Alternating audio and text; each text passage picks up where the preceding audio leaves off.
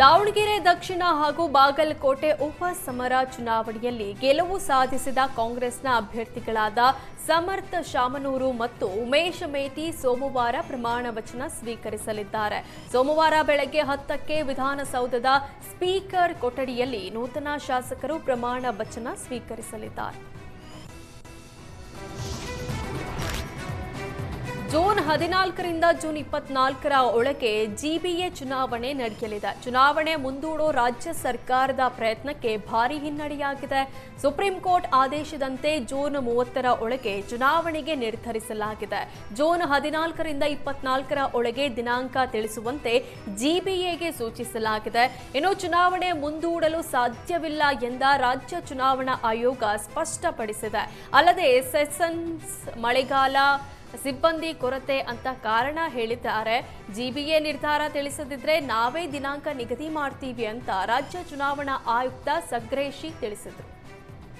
ಹೀಗಾಗಿ ನಾನು ಅವರಿಗೆ ಹೇಳಿದ್ದೇನೆ, ಈ 14ರಿಂದ ಜೂನ್ 24 ಮೇ ಅಂತದ್ದು ಜೂನ್ 14ರಿಂದ ಜೂನ್ 24ರ ಅವಧಿಯಲ್ಲಿ ನಾನು ಚುನಾವಣೆ ಮಾಡಬೇಕಾಗಿದೆ, ಘೋಷಣೆ ಮಾಡಬೇಕಾಗಿದೆ, ದಿನಾಂಕವನ್ನು ನಿಗದಿಪಡಿಸುವುದಿದೆ. ಈ ದಿನಾಂಕಗಳಲ್ಲಿ 10 ದಿವಸಗಳಲ್ಲಿ ಯಾವುದಾದ್ರೂ ಒಂದು ದಿನಾಂಕವನ್ನು ನೀವು ಕೂಡ ಸಜೆಸ್ಟ್ ಮಾಡಬಹುದು ಅಂತ ನಾನು ಅವರಿಗೆ ಕನ್ಸಲ್ಟ್ ಮಾಡಿದೆ, ಸಮಾಲೋಚನೆ ಮಾಡಿದೆ.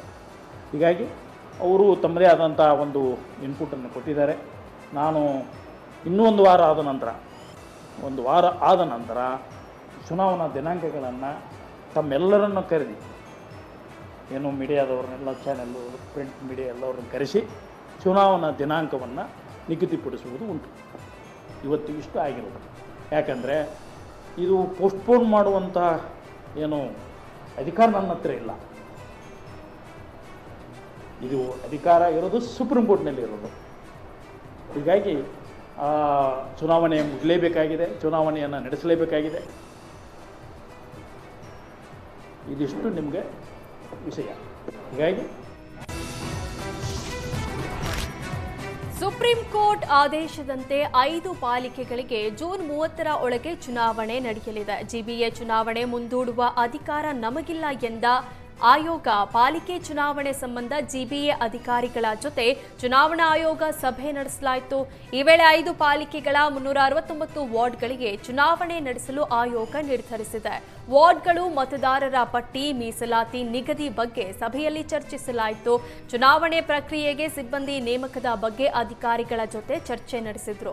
ಸರ್ಕಾರಿ ಪ್ರಾಯೋಜಿತ ಕಾರ್ಯಕ್ರಮಗಳಿದ್ರೆ ಶೀಘ್ರವೇ ಮುಗಿಸಲು ಚುನಾವಣಾ ಆಯೋಗ ಸೂಚಿಸಿದೆ. ಅಲ್ಲದೆ ವಾರದ ನಂತರ ಮತ್ತೊಂದು ಸಭೆ ಮಾಡಲು ಚುನಾವಣಾ ಆಯೋಗ ನಿರ್ಧರಿಸಿದೆ.